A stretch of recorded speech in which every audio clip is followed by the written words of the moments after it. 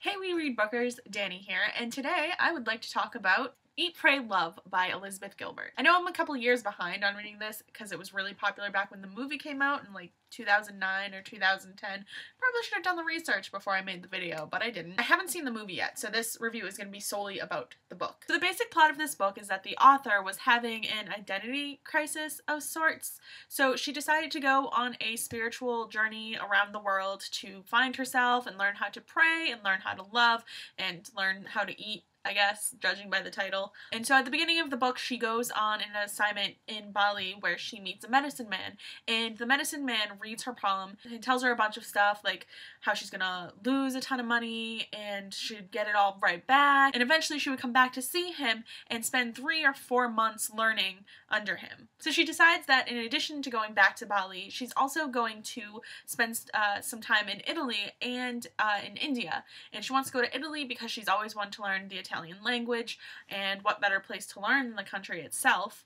She also goes to India because that is where her guru's ashram is, and she wants to learn to meditate properly there, wants to learn the art of yoga in India. Then she wants to go back to Indonesia to see the medicine man who kind of sent her on this journey in the first place. To be perfectly honest, I don't really understand why everybody loved this book so much. I don't know if it was just because they turned it into a movie, but I did not find the book as enjoyable as most people seem to have. For one thing, I thought that the main character, are they still called characters if it's non-fiction? Anyway, I found the main character of Liz, or Elizabeth Gilbert, who wrote the book. I just thought she was a really awful character. She came off as completely spoiled and needy and just completely dependent on other people. I got sick of her crap really early on. I think the reason that I have such harsh feelings against her is that she never really does anything for herself. She doesn't really make any breakthroughs on her own. She doesn't really learn anything about herself on her own.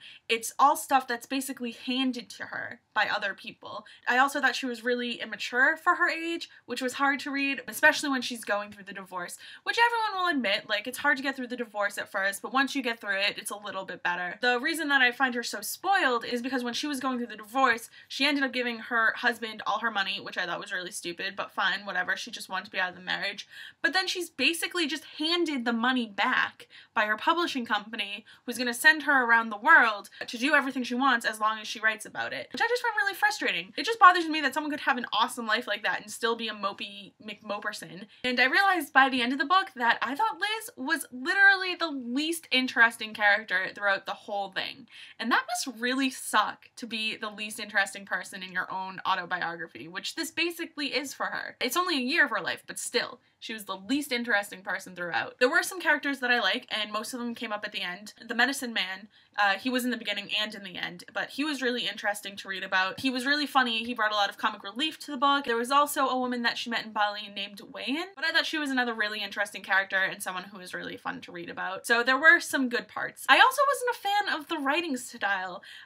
For one thing, she's very inconsistent about the tenses that she uses. Probably should have mentioned at the beginning that the book is broken up into 108 stories that all work together. The annoying thing about it is that some of the little stories read like they were diary entries, like today I did this, and then other ones felt like stories that she was inserting later on, and it got really confusing. It would have been a lot better if she had stuck to one style. The other thing that I didn't like about her writing was that she did a lot of recapping in her stories. She kept reminding you of stuff that had happened earlier on, and a lot of times it was stuff that had only happened like 3 or 4 pages ago. It's like when you're reading a book series in order and they bring up stuff that had happened in past books.